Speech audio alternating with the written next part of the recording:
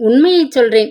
நேத்து காலையில விளையாட்டை போல என் தம்பி கல்யாணத்தை பத்தி பேசப்போக எங்க வீட்டில் ஒரே ரகளை ஆயிட்டது. திருச்சியில் இருக்கும் என் தந்தைக்கு ட்ரங்கால் போட்டு அவர் பார்த்து வச்சுக்கிற பெண்ணை தான் கட்டிக்கப் போவதில்லைன்னு தம்பி ஒரேடியா கத்தினான். போட்டதை சாப்பிட்டு விட்டு புத்தகமே கதின்னு உலகம் தெரியாம இருந்த என் தம்பியை நீ இப்படியா மயக்குவ? உன்னைத்தான் கட்டிக்க போறானா? நீ யார்? ஊர் பேர் தெரியாத ஒரு நாடோடி. உன்னை மருமகளாக்கிக்கிட்டா எங்க குடும்ப கௌரவம் என்ன ஆகுறது? மிஸ்ஸஸ் மேகநாதன், நீங்க உங்க தம்பி செய்கிற தப்புக்கு என்ன காரணம் காட்டி பேசுறதுன்னு நியாயமில்லை. ரொம்ப நியாயத்தை கண்டவ. உன் திட்டத்தை தவிடி பொடியாக்க நான் உடனே டாக்டர் தேவசுந்தரத்தை தொலைபேசியில் கூப்பிட்டு ஒரு காரியம் செய்திருக்கிறேன். தாடையை இறுக்கிக் கொண்டு மௌனமாக காவேரி அவளை பார்த்தாள். உடனே ரவிகாந்தன் கோயம்புத்தூருக்கு புறப்பட வேண்டும். தமது தம்பி புதிதாக ஆரம்பித்திருக்கும் மருத்துவமனையில் 2 வாரம் தங்கியிருந்து அவருக்கு உதவ வேண்டும் என்று தேவசுந்தரம் உத்தரவு போட்டுவிட்டார். ரவிகாந்தன் இன்று காலையில் புறப்பட்டு போய்விட்டான். அவன் திரும்பி வருவதற்குள் நீ இங்கிருந்து கிளம்பிட வேண்டும் என்று சொல்லத்தான் வந்தேன். திக்கின்ற உணர்வில் காவேரி ஆடி போனாள். 1 மாத சம்பளம் வாங்கியிருக்கிறாள். அதற்குள் வேலையை விட்டுவிட வேணுமா? டாக்டர் தேவசுந்தரத்திற்கு என் வேலையில் திருப்தி இல்லாவிடில் யோசிக்க வேண்டிய விஷயம் இது. அவர் நேற்று இரவே யோசிச்சு முடிச்சிட்டார். போர்ட்டிகோவில் வந்து நின்ற பென்ஸ் காரிலிருந்து இறங்கிய டாக்டர் தேவசுந்தரம் நேரே காவேரியிடம் வந்தார். என் அறைக்கு நீ உடனே வர வேண்டும். உன்னிடம் நான் பேசணும். காரமான குரலில் அதட்டினார். கதவை சாத்திவிட்டு மேஜை அருகே வந்து நின்ற காவேரியை அவர் கோபத்துடன் வெறித்தார். நீ வேலையை விட்டு விட்டு போனாலும் சரி, நான் உன்னை நீக்கினாலும் சரி, 24 மணி நேரம் முன் அறிவிப்பு தர வேண்டும் என்பது ஆரம்பத்தில் ஒப்புக்கொண்ட சங்கதி இல்லையா? காவேரி மௌனமாக தலையை ஆட்டினாள். அவள் நெஞ்சு கலவரத்தில் படபடுத்தது. இன்றே உனக்கு நோட்டீஸ் கொடுத்து விடுகிறேன். சிறிது நேரத்தில் டைப் செய்த அறிக்கை என் கையெழுத்துடன் உனக்கு கிட்டும். இன்று மாலையே நீ வேலையிலிருந்து விலகிக்கொண்டு உனக்கு சேர வேண்டிய சம்பளத்தை கணக்கரிடமிருந்து பெற்றுக்கொண்டு போய்விட்டால் சௌகரியமாக இருக்கும். டாக்டர், நான் நான் பேச முடியாது திணறினாள் துக்கத்துடன் காவேரி. எனக்கு டாக்டர் மேகநாதன் தயவு எப்பொழுதும் தேவை. அவர் மனைவி இந்த நர்சிங் ஹோம் அமைப்பில் ஒரு பங்குதாரர். உன் பொருட்டு அவர்களை நான் விரோதித்துக் கொள்ள முடியாது. இதுக்கு மேல் என்னால் உனக்கு விளக்கம் தர இயலாது. காரணம் உனக்கே தெரியும். நெஞ்சுக்குள் நெருப்பாக ஆத்திரம் பொங்க, தேங்க்யூ டாக்டர் என்று சுருக்கமாக நன்றி தெரிவித்துவிட்டு மேஜை அருகே அவள் சென்றபோது அந்த லாவண்யாவை அங்கு காணவில்லை. அதற்கு பதில் அத்தனையும் உண்மை, கனவல்ல என்று நிரூபிப்பது போல அவள் அபிஷேகம் செய்து கொண்டு வந்திருந்த அந்த ஃபாரின் சென்ட்டின் மனம் வரவேற்பறையை ஆக்கிரமித்துக் கொண்டிருந்தது. மருத்துவமனையின் முக்கிய ஃபைல்களை கொண்ட ஸ்டீல் அலமாரியின் சாவியை கொடுக்கும் முன் அதில் தான் பத்திரப்படுத்தியிருந்த தனது பொருட்கள் கொண்ட பிளாஸ்டிக் பையை எடுத்துக்கொண்டாள்.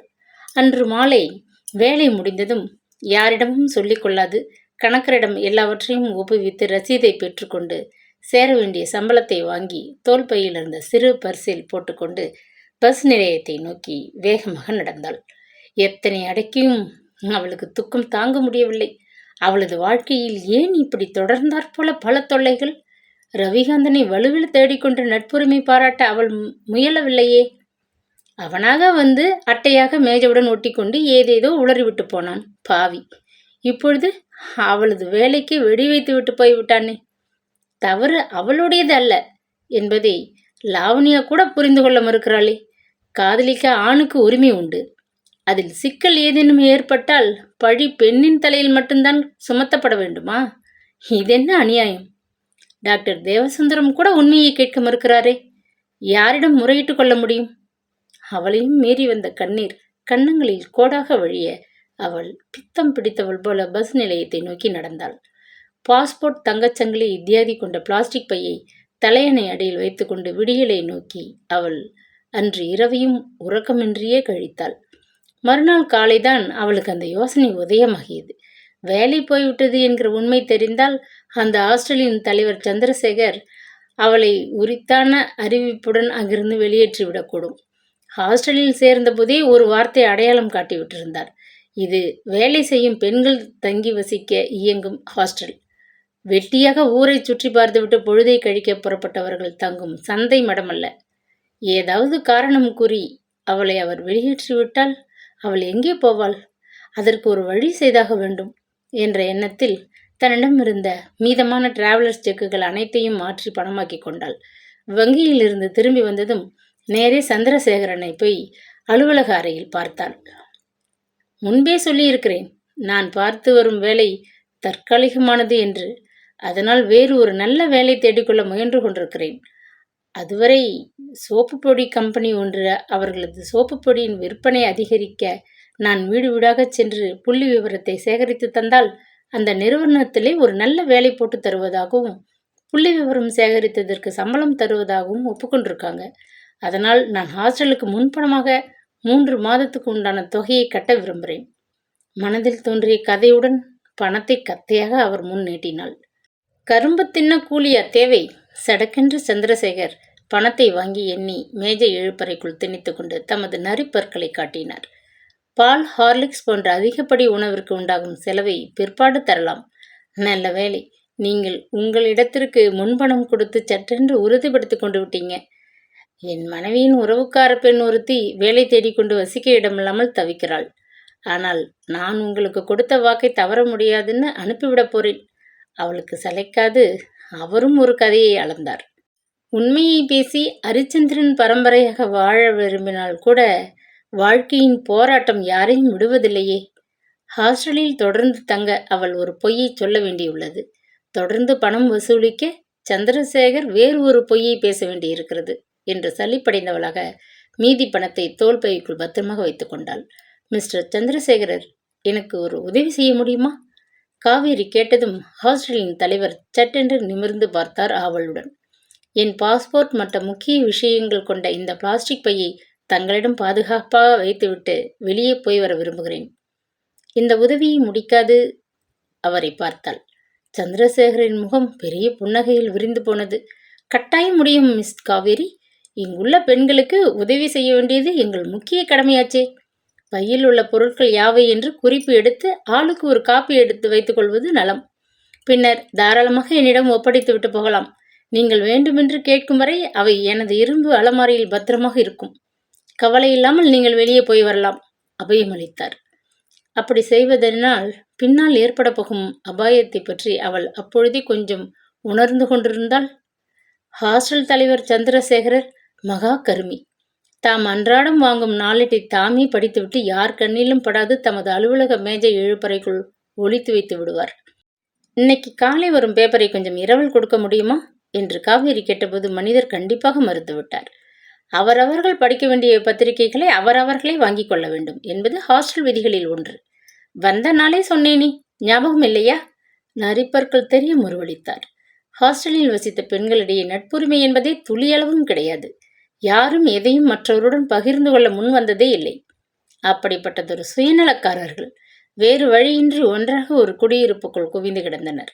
அடுத்த நாளிலிருந்து காவேரி வேலை தேடும் வேட்டையில் மும்முரமாக இறங்க வேண்டியிருந்தது.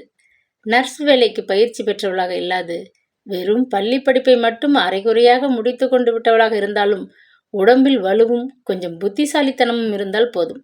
அவள் வசித்த நாட்டில் வேலைகள் அவளை தேடிக்கொண்டு தானே வந்துவிடும்.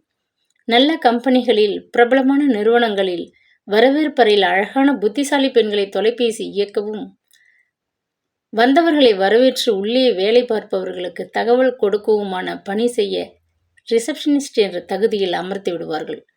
4 வகுப்புகள் படித்திருந்தாலும் போதும். அந்த நாட்டில் பெண்களுக்கு ஆங்கிலம் சரளமாக பேசத் தெரியும்.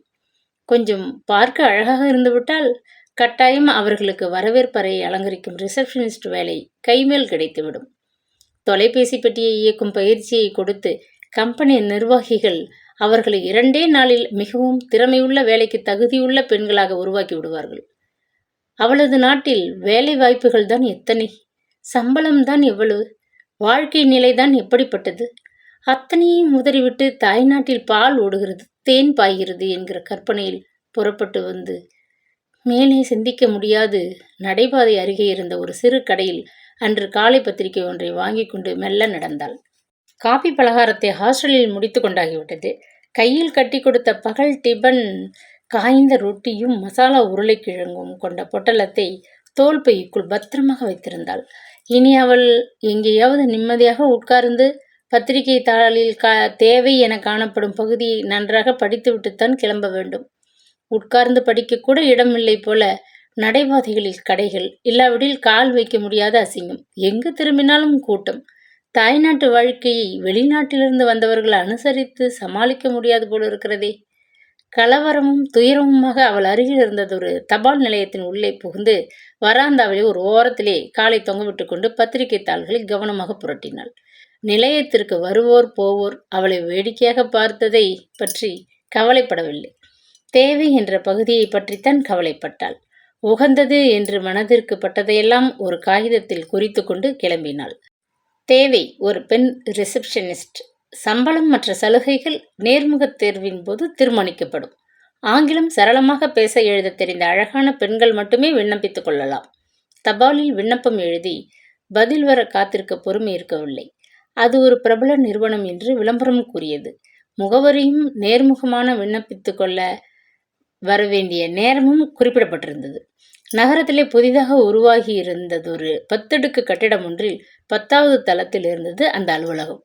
வனிதா ஏஜென்சி என்று பொன் எழுத்துக்கள் மின்னிய கண்ணாடி கதவை திறந்து கொண்டு அவள் உள்ளே போனபோது திடுக்கிட்டு போனாள்.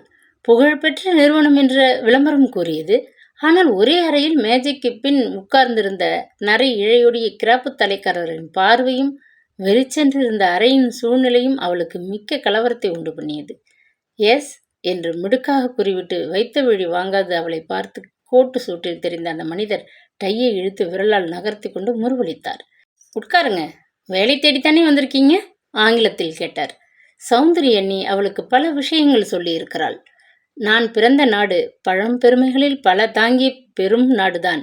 ஆனால் மேலை நாட்டு மோகத்திலே மூழ்கி போனதாலோ என்னவோ நமது பண்பாடுகள் நசிந்து போய் மக்கள் பலவிதமாக வாழ தலைப்பட்டுள்ளார்கள்.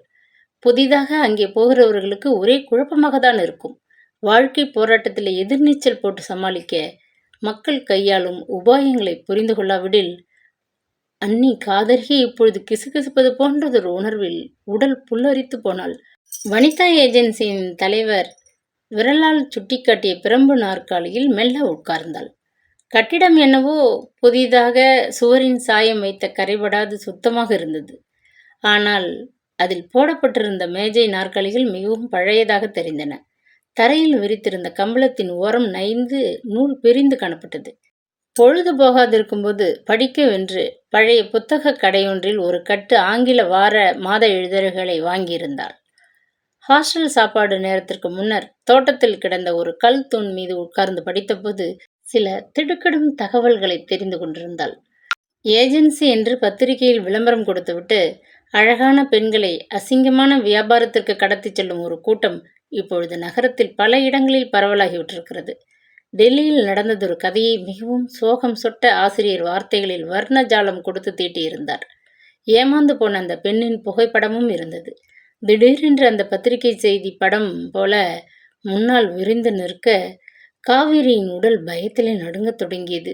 மேஜைக்கு பின்னால் இடது கையை முகவாயில் வைத்தபடி உல்லாசமாக சாய்ந்து கொண்டிருந்த அவன் பார்வையில் விஷமம் தெரிந்ததே ஒழிய அனுதாபத்தை சிறிதளவும் காணவில்லை. இன்னமும் புரியாத குழப்பம் நிறைந்த புதிய ஊர். யாரையும் நம்பி எதிலும் இறங்க முடியாத நிலை. கையில் அதிக பணம் இல்லை என்றதொரு பயங்கர உணர்வு. இந்த மாதிரியான இக்கட்டில் முன்பின் தெரியாதவனிடம் வேலை கேட்டு என்ன பயன்? உண்மையில் வேலைக்குத்தான் அவன் ஆள் தேடுகிறானா? அல்லது அந்த பத்திரிகையில் வந்த கதைப்படி அழகான பெண்களை அபேஸ் பண்ணி எஸ் என்று மிடுக்காக கூறிவிட்டு வைத்த விழி வாங்காது அவளை பார்த்து எஸ் ஒன்றுமே பேசலையே, எங்கே வந்தீங்க? கரகரத்த குரலை கேட்டு திடுக்கிட்டு நிமிர்ந்து பார்த்தாள். அவள் நாட்டில் டிவி காட்சியில் அவள் பார்த்த ஒரு ஆங்கில படத்தொடர்களில் வருகின்ற ஒரு வில்லன் போல் அவளது கண்களில் அவன் படவே சட்டென எழுந்தாள். கால்கள் தள்ளாடின.